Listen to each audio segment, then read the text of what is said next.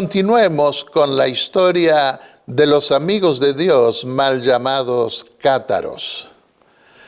Estábamos en Carcasona y en especial vamos a ver hoy el Museo de la Inquisición. Dentro del castillo de Carcasona hay muchos negocios para los turistas, así como restaurantes. Lo más llamativo es el Museo de la Inquisición, el más espeluznante que he visto hasta ahora, aunque como dije, se atenuó un poco algo ese museo con las muestras que tiene en la actualidad en comparación con lo que lo había visto unos 15 años antes. Se ve que Francia es un país laicista, es decir, secular, porque a diferencia de los museos de la Inquisición de Lima, en Perú, y en Cartagena, Colombia, el papel de la Iglesia en los crímenes de ese horrendo y bestial tribunal aparece con toda su crudeza. Están los instrumentos de tortura originales, inclusive los de la Virgen de Hierro, que era un ataúd vertical con clavos que atravesaban a los herejes al cerrarse la tapa. También están las sillas con clavos a las que ataban a los sospechosos para que delatasen a sus amigos y hermanos en la fe. Entre las cosas que se destacaban en el Museo de Carcasona está el hecho de que un inquisidor, estatuizado en cera, fue más tarde nombrado papa. Hoy esa estatua de cera ya no está más allí.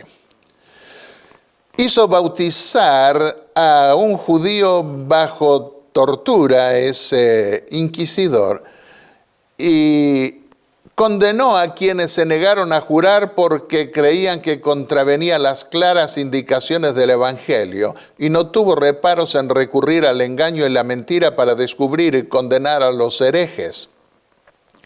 Una reaparición casi exacta de ese tipo de obra clerical la desempeñó durante la Guerra Sucia en Argentina con el respaldo de la Iglesia Católica el cura represor von Wernich, quien fue juzgado después por haber cometido numerosas torturas y participado en más de 40 privaciones de libertad en centros clandestinos.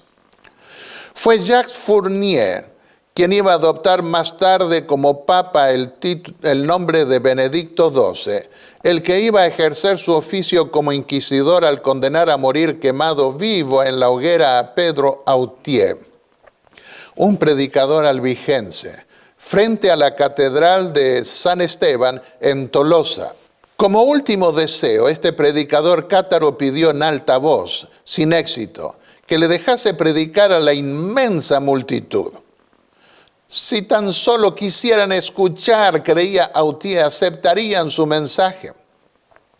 El inquisidor y futuro papa tramó también lo que ha sido considerado como un genio de engaño para prender a Belibaste, uno de los últimos predicadores cátaros, con dinero que provino del obispado del mismo Jacques Fournier. Mandó a Arnaldo Sicre, quien se volvió rico con la comisión, a una región al sur de los Pirineos, en Cataluña, donde se refugiaban los pocos albigenses que quedaban en un lugar apartado de las montañas. Allí se hizo el convertido y, al visitarlos una segunda vez, pidió a su predicador ir a dar el consuelo a alguien que estaba para morir y que mantenía la fe de los amigos de Dios. En el camino apresaron al tal predicador, Jacques Fournier. Sin embargo, no tuvo el gusto de encender la hoguera porque el papa de turno consideró que Belibaste era de Corbière y debía ser juzgado y condenado allí. Debía requerirse más pruebas para identificarse al príncipe medieval profetizado por el profeta Daniel como altivo de rostro, maestro en intrigas. Agregó el profeta: con su sagacidad hará prosperar el engaño en su mano, y por sorpresa destruirá a muchos. Daniel 8, versículos 23 y 25.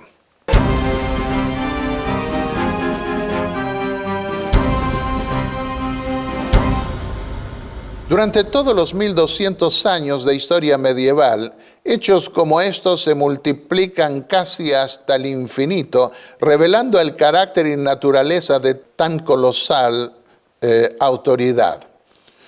Luego de ver todos los instrumentos de tortura originales que se conservan en ese museo, uno no puede evitar recibir el impacto tan repugnante que produce ver la escultura en cera casi perfecta de ese inquisidor que se volvió papa y que lamentablemente hoy ya no está más.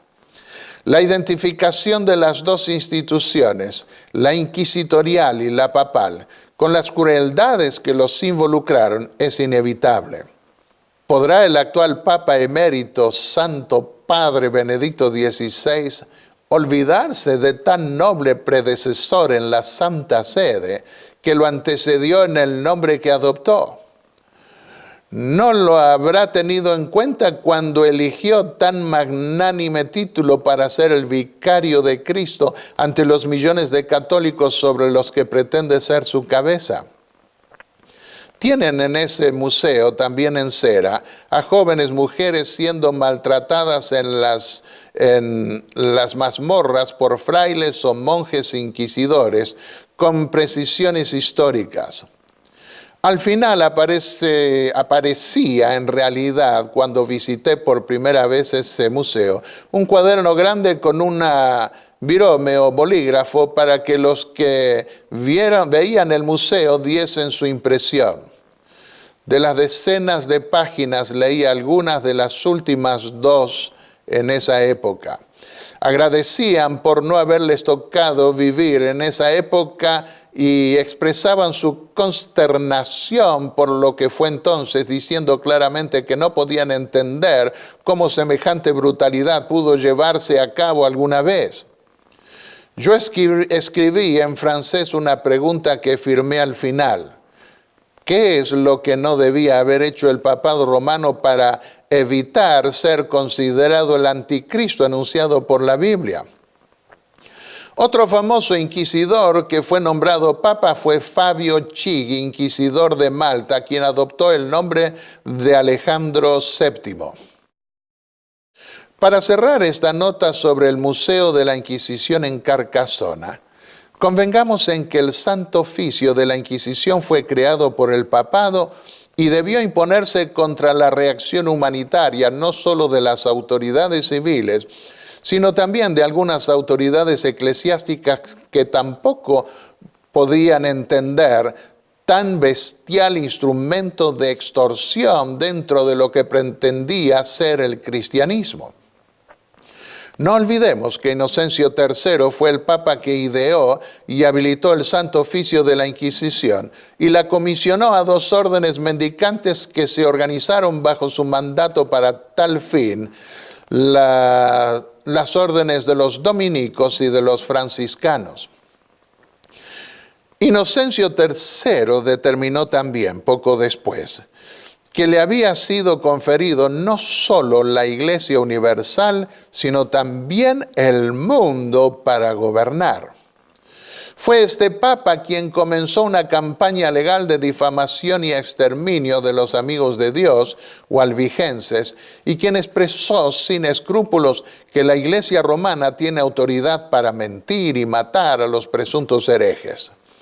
En una carta dirigida al rey Felipe Augusto de Francia, en donde procuraba inducirlo a lanzar una cruzada de exterminio contra los aborrecibles cátaros del sur, le expresó lo siguiente: Roma no tiembla ante la herejía. Por el contrario, considera una buena política proclamar y exagerar su virulencia y organizar bajo la señal de la cruz una guerra de conquista que confirmará en el sur de la Galia, hoy Francia, vecina de España e Italia, el poder del Papa.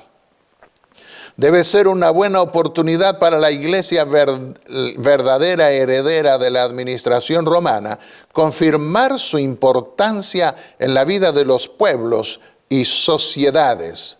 Lo encontramos en el libro de Forneyron, Le Mystère Cathare, escrito en 1964. En esta carta se ve claramente que lo que estaba en juego no era tanto la doctrina de los amigos de Dios, sino la autoridad del Papa, cuya supremacía en asuntos religiosos los odiados cátaros rehusaban reconocer.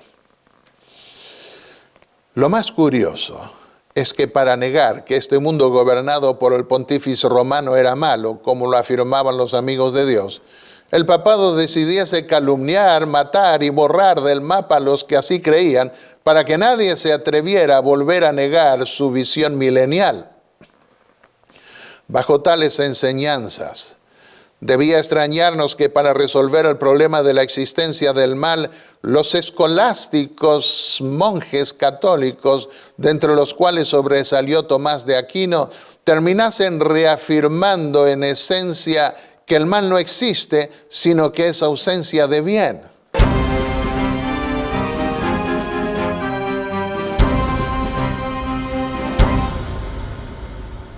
La Iglesia Católica de Carcasona todavía sigue en pie dentro de sus murallas. Aunque casi no vive gente en ella, salvo los negocios que hay en un área reducida de la fortaleza. La cátedra del obispo se encuentra fuera de esas viejas murallas, en la ciudad actual. No obstante, se le permite al turista guardar reverencia en la iglesia de las murallas porque todavía está en actividad. Tantas catedrales uno visita en Europa que no piden silencio. Allí es una manera velada de hacer sentir al turista que no importa lo que la gente quiera decir hoy, los católicos triunfaron sobre los cátaros y todavía están en pie. Eso prueba para ellos que en esencia los cátaros no eran de origen divino, pero no tienen en cuenta lo que Dios había anticipado, que serían perseguidos por un poder político religioso despiadado que aparentemente triunfaría sobre ellos. En Apocalipsis 13:7 se dice, y se le permitió combatir a los santos y vencerlos. Sin embargo, el vidente los vio luego a estos santos o mártires de Jesús frente al trono de Dios, habiendo alcanzado la victoria y la redención y su recompensa eterna. Apocalipsis 7, los versículos 9 en adelante.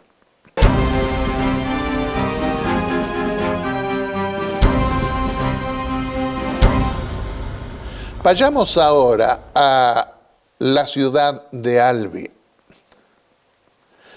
Llama también la atención la catedral de esa ciudad sobre el río Tarn, a poco más de una hora en auto hacia el norte, por caminos interiores de Carcasona. Esa es la ciudad que le dio el nombre a los albigenses. La construyeron una vez que aniquilaron a los amigos de Dios.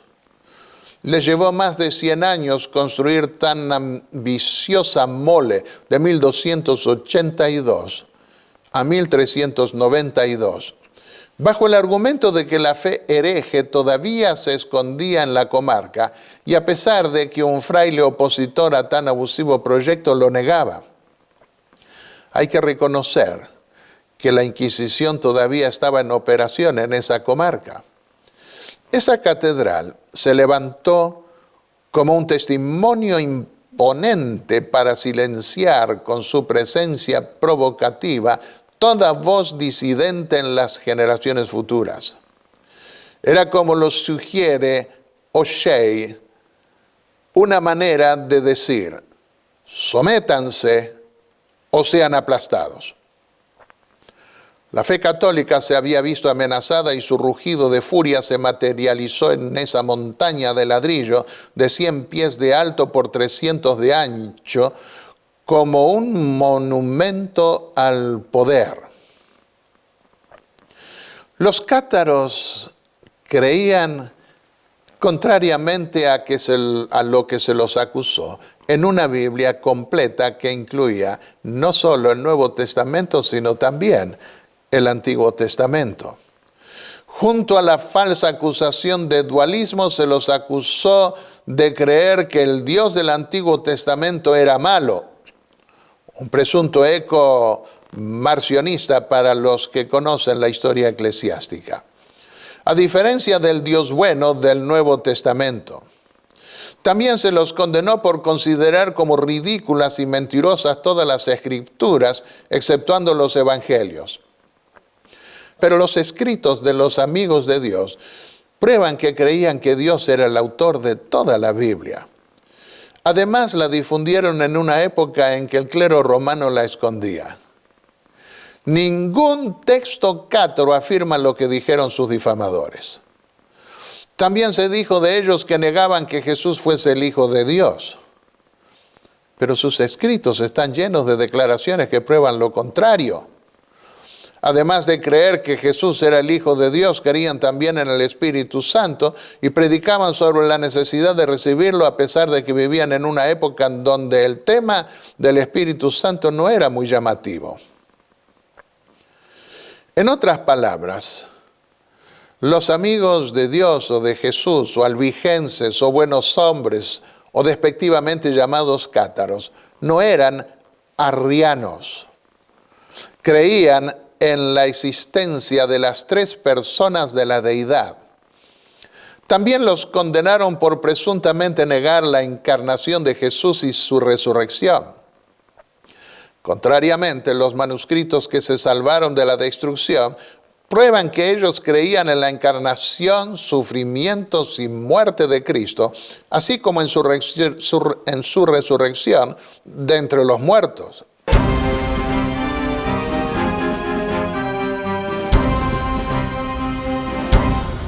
Visitemos el castillo de Las Tours.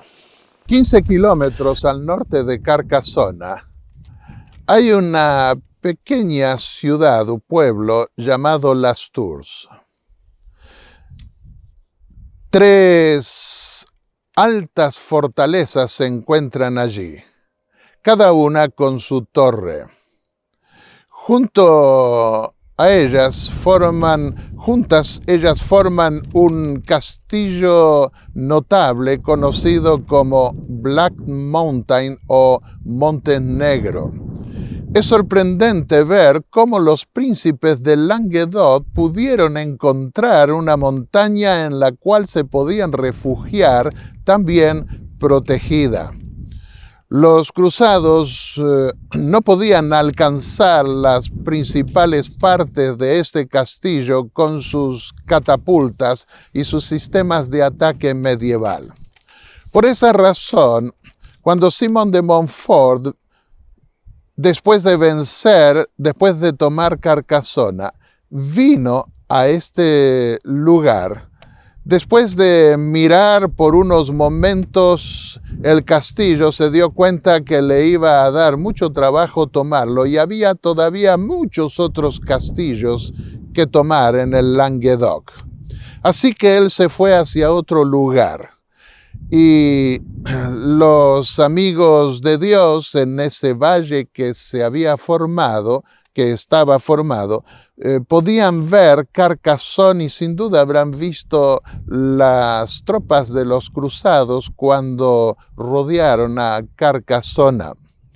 Pero ellos estaban protegidos en este lugar y el centro de la resistencia se enfocó aquí en aquellos que querían defender sus derechos. Está formado el extenso valle por el río Aude alrededor de Carcassona y Cabaret llegó a ser un lugar de refugio para los que eran tan salvajemente perseguidos por los cruzados que venían de Francia y por incitación de Roma. Desde este lugar, empezaron en la resistencia a recuperar poco a poco los castillos que se habían entregado por intimidación después de la toma de Béziers.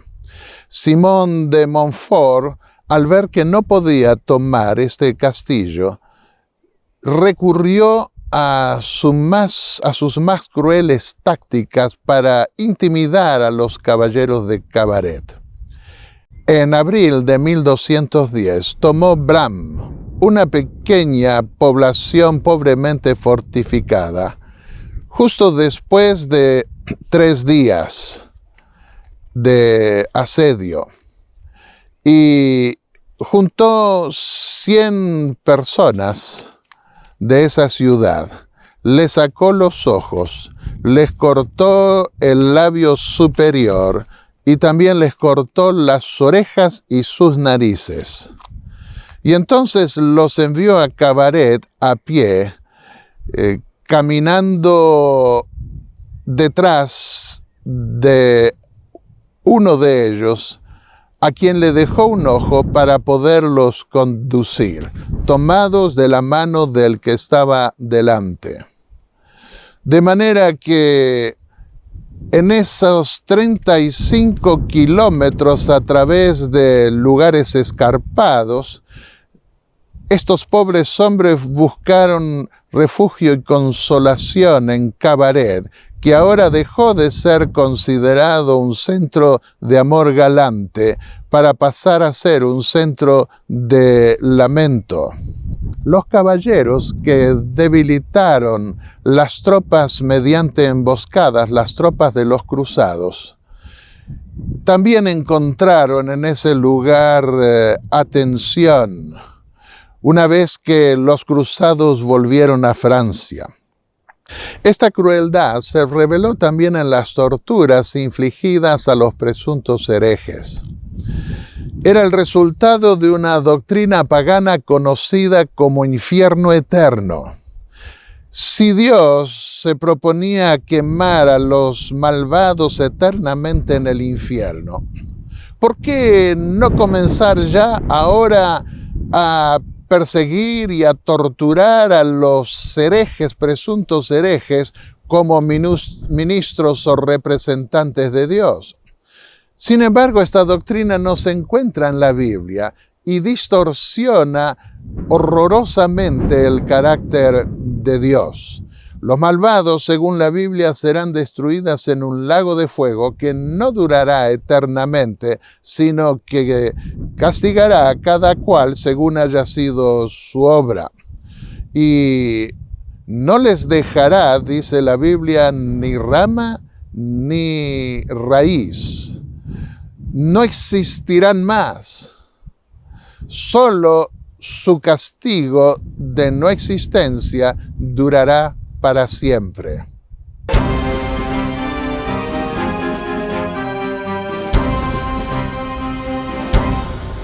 Veamos otra calumnia que se levantó contra los amigos de Dios, mal llamados cátaros.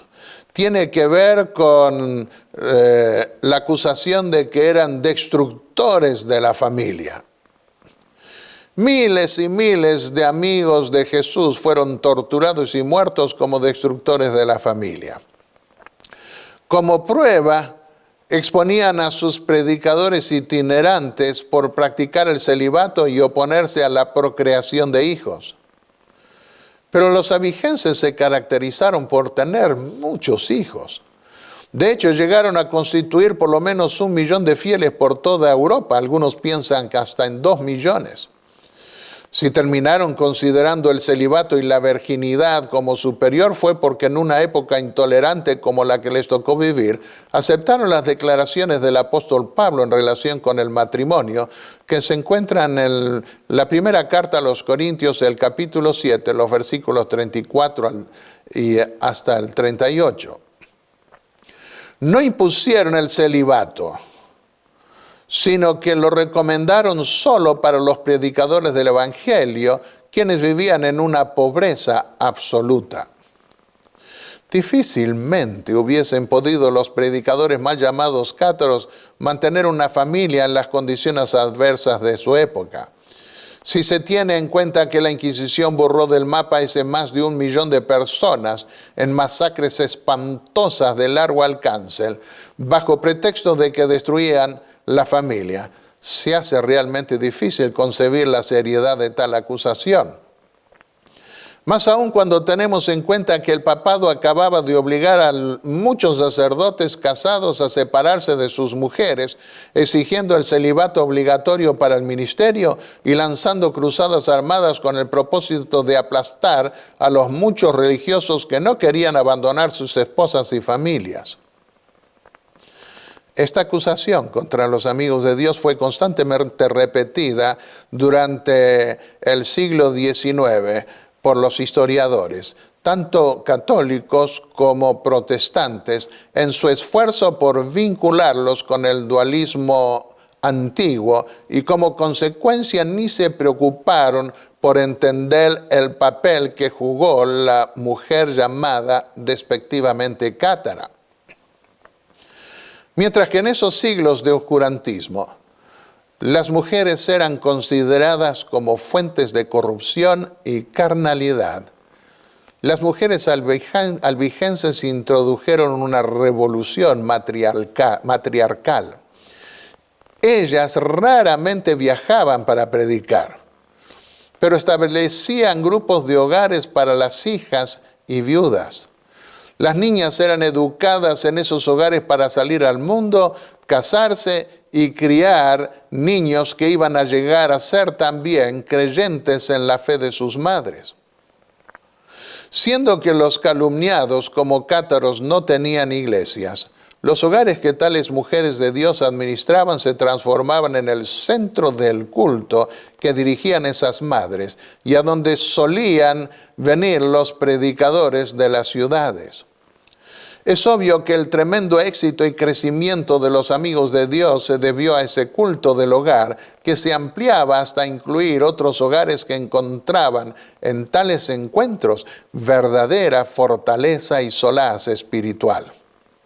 En esa zona sur de Francia, en numerosos establecimientos fortificados, pasaron a constituir la tercera parte y hasta la mitad de la población, cuando no la mayoría según el lugar. Cuando el obispo Fulk de Tolosa, Toulouse en francés, uno de los más enconados enemigos de los amigos de Dios, reprochó a un caballero católico que por no castigar a los herejes, éste le replicó: no podemos, hemos sido criados en su medio. Tenemos parientes entre ellos y los vemos vivir vidas de perfección. Era demasiado pedir para cualquiera que aprendiese a su madre, algo que explica a su vez el por qué hubo tanta resistencia en esa zona, aún por parte de los católicos, en aceptar las bulas papales que los condenaban a la hoguera.